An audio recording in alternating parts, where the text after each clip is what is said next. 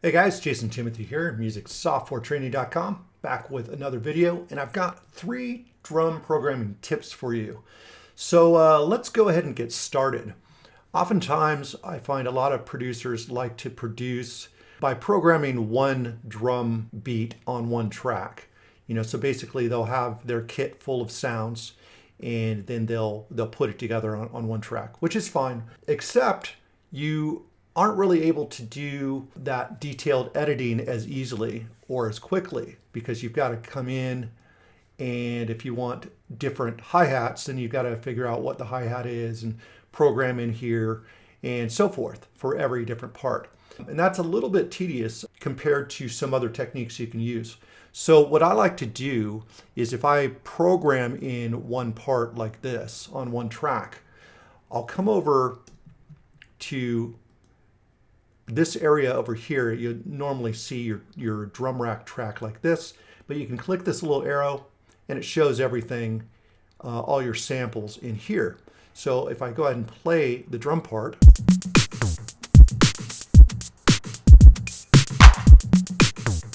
like so, as you can see, everything's coming through. Now this is all fine and dandy when it comes to adding different effects and things like that to separate parts. So that's no problem. You can do that as is.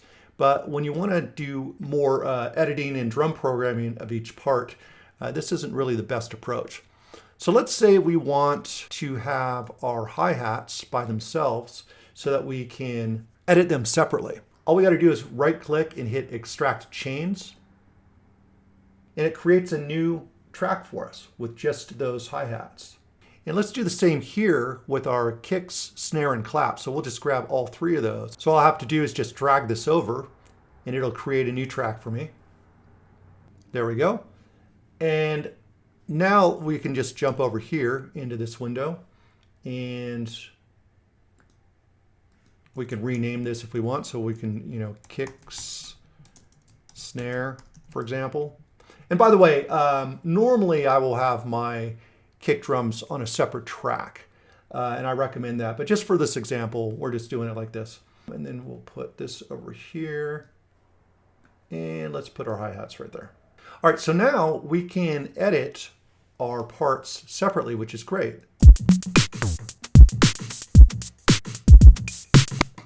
So let's say we want to come in a little closer, and we've got our snare here, and I want to double that up. So we've got our, and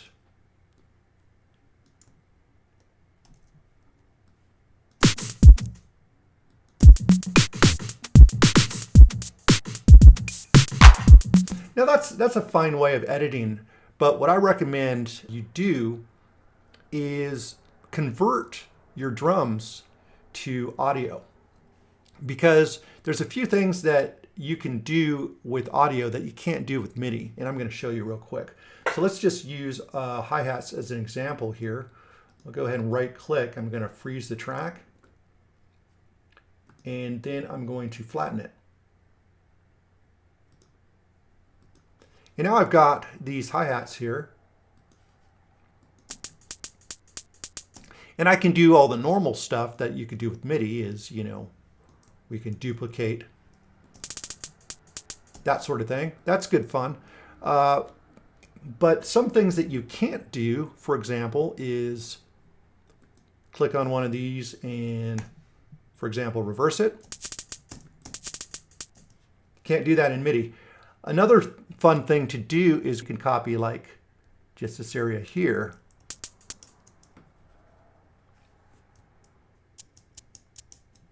And you get more kind of like whispers, right? So paste, duplicate.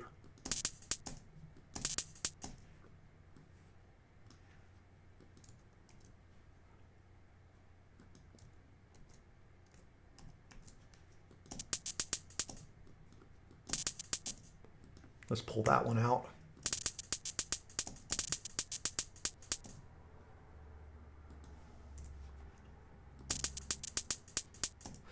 So you can do some really interesting things here with the audio that you can't do with MIDI. For example, if we want this to be shorter,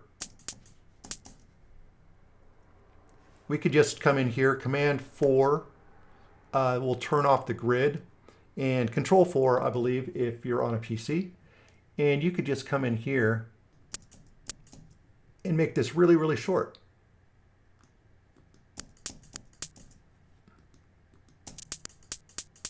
Right? Lots of stuff that you can't do with MIDI. Same thing here with, your kicks and snares. Sometimes it sounds really cool to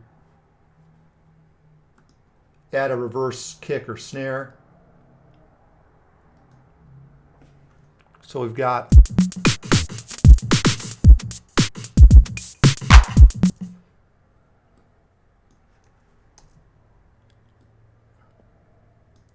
let's copy that and pop it over here. We can have a little reverse going into it. Just hit R.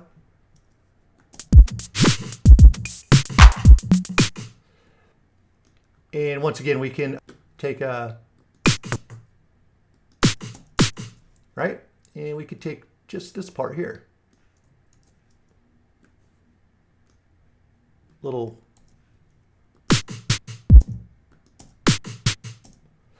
And another thing that we can do here that we can't really do as easily in MIDI is we can turn the volume down.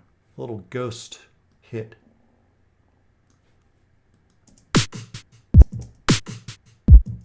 Right? Maybe we'll pop it here.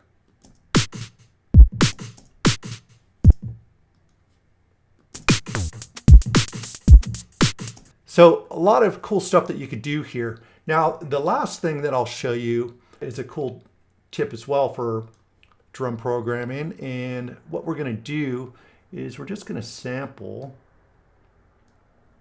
one little hi-hat here. Oh, let's just copy that. Actually, what I'm going to do is I'm going to hit Command E, and then we've got this little separate part, and then I'm going to Command J just to consolidate that so it's just one hit. And then I'll create a new MIDI track, and I can drag this into the MIDI track. And now I've got this here.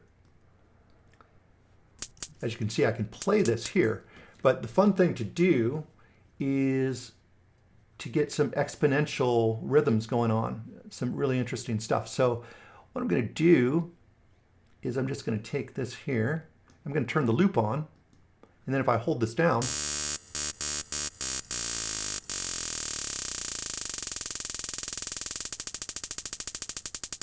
right? Really interesting, fun stuff. And you can automate this or assign like a knob to it, but I'm just going to sample it on an audio track. So I'm just going to come over here, resample, and hit Command to make sure that we're arming both of our tracks here. And then I'll just hit record and have a play with this.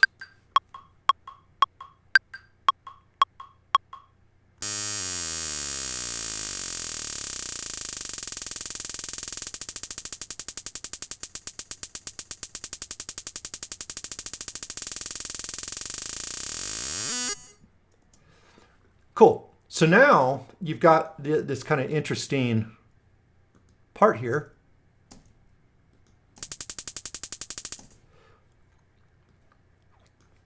That's kind of not perfectly in time, which is great. So we can grab, let's say, this here.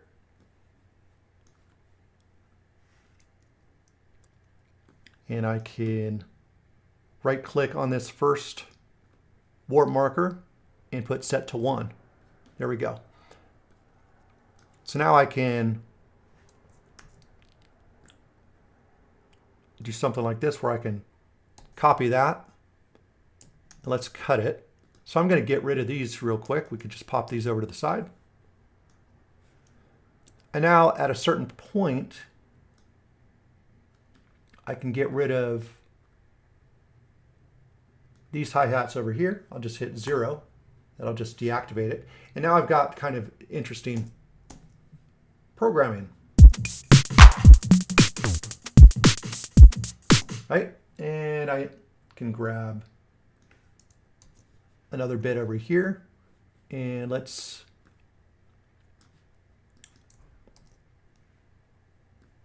pop this right here.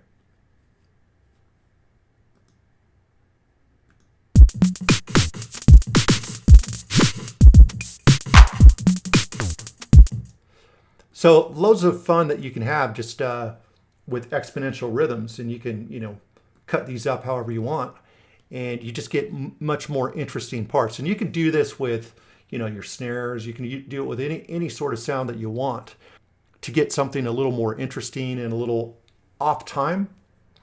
It really makes for more interesting programming. So those are the 3 tips. So remember, we have the ability to extract our chains.